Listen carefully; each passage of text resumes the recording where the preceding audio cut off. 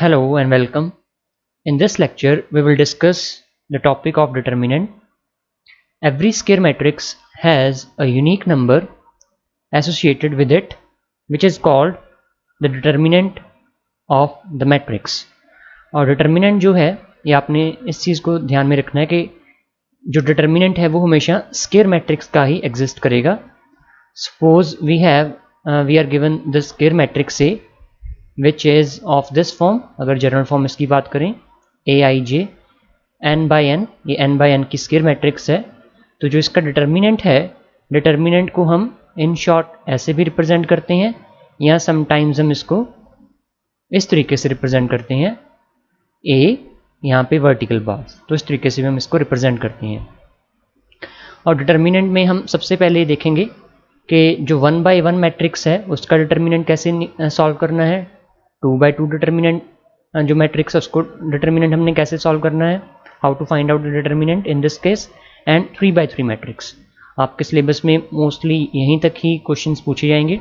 Mainly 2 by 2 और 3 by 3 जो matrices हैं, स्क्वायर मैट्रिसेस हैं, उनका डिटर्मिनेंट निकालना, उसके लिए उसी के रिलेटेड आपको क्वेश्चंस आएंगे. जनरलाइजेशन इसकी जो है वो फर्दर इसको एक्सपेंड कर सकते हैं. फर्दर हम जो हायर ऑर्डर की जो स्क्वायर मैट्रिसेस हैं उनका डिटर्मिनेंट फाइंड आउट करने के लिए भी जो यहाँ पे फार्मूलाज हैं उनको ही आगे हम जनरलाइज कर सकते हैं.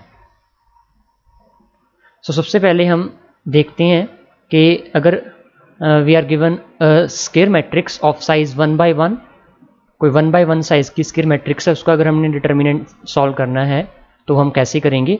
Suppose we are given this matrix A which is simply यहाँ पे हम k लेते हैं, where k is any constant, कुछ भी हो सकता है इसकी वैल्यू, और ये 1 by 1 साइज की मैट्रिक्स है. तो इसका जब डिटर्मिनेंट हमने सॉल्व करना है, determinant of this matrix will be, जो भी यहाँ पे एंट्री है k वो एज इट इज़ यहाँ पे हम इसको लिख देंगे, तो ये इसका डिटर्मिनेंट है. जैसे सपोज हम एग्जाम्पल लें, मान लेते हैं कि यहाँ पे कोई मैट्रिक्स है, b मैट्रिक्स है which is given by this 3, तो इस केस में जो इसका डिटर्मिनेंट होगा दैट विल बी 3. अगर कोई मैट्रिक्स है, सपोज C कोई मैट्रिक्स है जिसमें वैल्यू इज गिवन बाय से -5, तो डिटर्मिनेंट कितना हो जाएगा इस केस में, जो भी ये एंट्री है वही डिटर्मिनेंट होगा, तो ये इसका आंसर आ जाएगा. इसको आपने मॉडुलस से रिलेट नहीं करना है, ये जो साइन है वो इस केस में मैट्रिसेस के केस में वो हम डिटर्मिनेंट के लिए यूज़ करते हैं. तो आपने कन्फ्यूज़ नहीं होना कि मॉडुलस का साइन, क्योंकि मॉडुलस में क्या होता है, हमें पता है कि मॉडुलस फंक्शन जो है वो आउटपुट उसमें हमेशा पॉजिटिव वैल्यू आती है, तो वहाँ पे आपने कन्फ्यूज़ नहीं होना. यहाँ पे जो भी इनपुट है मैट्रिसेस के केस में ये डिटर्मिनेंट का साइन है, सिंबल है, तो हम आउटपुट वही चीज़ यहाँ पे लिख देंगे. तो जो 1 by 1 मैट्रिक्स है उसका डिटर्मिनेंट निकालना दैट इज़ ट्रिवियल, जो भी एंट्री है वही एंट्री उस केस में आंसर हो जाएगी. तो इन जनरल अगर हम बात करें, ए कोई मैट्रिक्स है, इसमें ये A11 एंट्री है, क्योंकि 1 by 1 मैट्रिक्स ऐसी होगी, तो इसका जो डिटर्मिनेंट है वो आउटपुट क्या आ जाएगा, A11.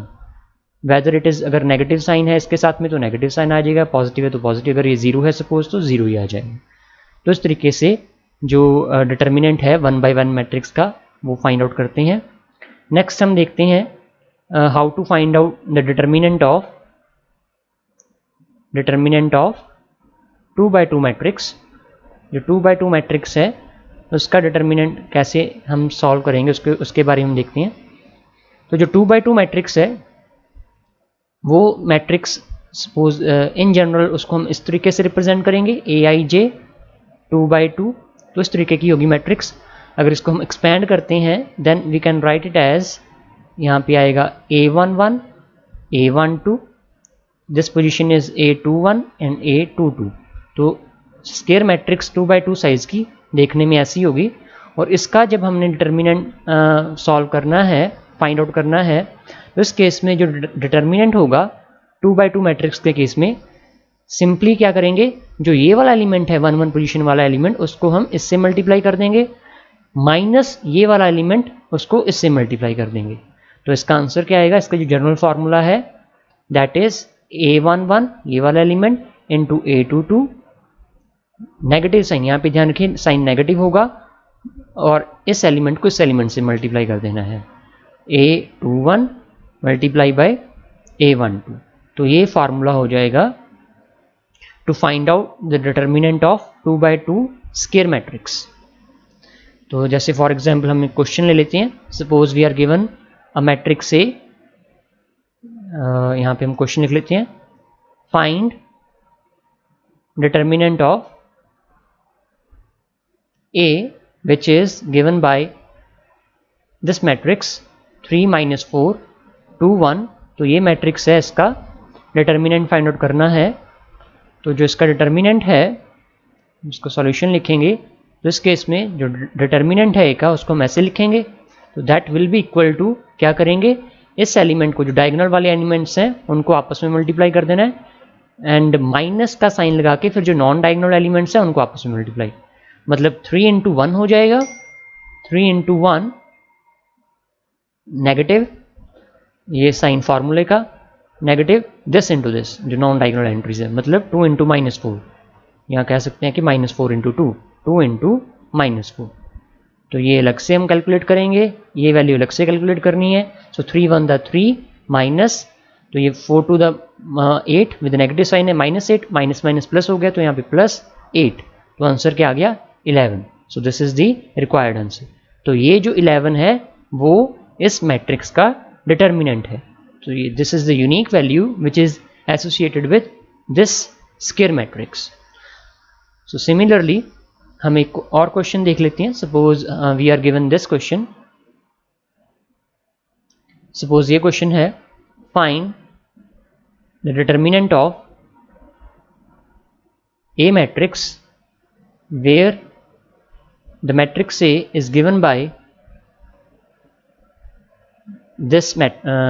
this expression cos theta minus sin theta, and here we have sin theta and here we have cos theta। तो इस मैट्रिक्स का डिटर्मिनेंट फाइंड आउट करना है। तो इसके लिए हम क्या करेंगे, इसके सॉल्यूशन में जो इसका डिटर्मिनेंट होगा, इन this case the determinant of the matrix A will be given by, क्या करेंगे, जो डायगोनल एंट्रीज हैं उनको आपस में मल्टीप्लाई कर देना है, और फिर माइनस का साइन लगा के जो नॉन डायगोनल एंट्रीज हैं उनको आपस में मल्टीप्लाई, मतलब क्या करेंगे यहाँ पे cos theta into cos theta, तो वो हो जाएगा cos square theta, negative sine, ये नेगेटिव साइन फार्मूले का है, और ये sine theta into minus sine theta, वो क्या हो जाएगा माइनस साइन स्क्वायर थीटा। तो जब यहाँ पे आप देख सकते हो माइनस माइनस प्लस हो जाएगा, so this is equal to cos square theta plus sine square theta, this is sine square theta and which is equal to 1। तो इस केस में डिटर्मिनेंट क्या आ गया 1। मैं आपको कुछ क्वेश्चन दे देता हूँ करने के लिए, जो आपने ट्राई करने हैं। अगर नहीं पता लगेगा आप मुझसे पूछ सकते हो कमेंट करके क्लासरूम में। तो जो पहला क्वेश्चन है दैट इज, यहाँ पे हम स्टेटमेंट लिख लेते हैं, if the determinant of this matrix which is given by 2x 8 and here we have 5, x is equal to 6 7 -2 3, then find the value of x, find the value of x। इस question को आपने करना है। ये matrix है, square matrix है 2x2 size की, इसका डिटर्मिनेंट इसके डिटर्मिनेंट के इक्वल है। तो x की वैल्यू पता करनी है, क्या करोगे, इस एलिमेंट को इससे मल्टीप्लाई करोगे, ये 2x स्क्वायर आ गया, -40 आ जाएगा बिकॉज 8 5 40, और इस साइड पे क्या आएगा 6 3 18 -7 to the -14, तो 18 -14 विच मीन्स 18 + 14। तो इस साइड पे जो एक एक्सप्रेशन है उसको इससे इक्वेट करोगे, तो x की वैल्यू आपने यहाँ पे फाइंड आउट कर लेनी है। आपको मैंने हिंट दे दी है। नेक्स्ट क्वेश्चन है, if the matrix A is given by alpha 2 2 alpha and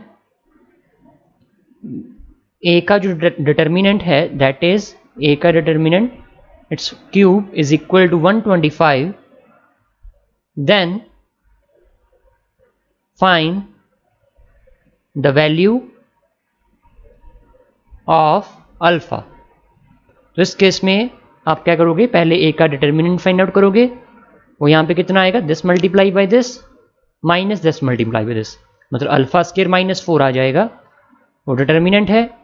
जो भी डिटर्मिनेंट आया उसको आपने क्यूब करना है, मतलब अल्फा स्केयर -4 का होल क्यूब आप करोगे, उसको 125 के साथ आपने इक्वेट करना है और वहाँ से अल्फा की वैल्यू फाइंड आउट करनी है।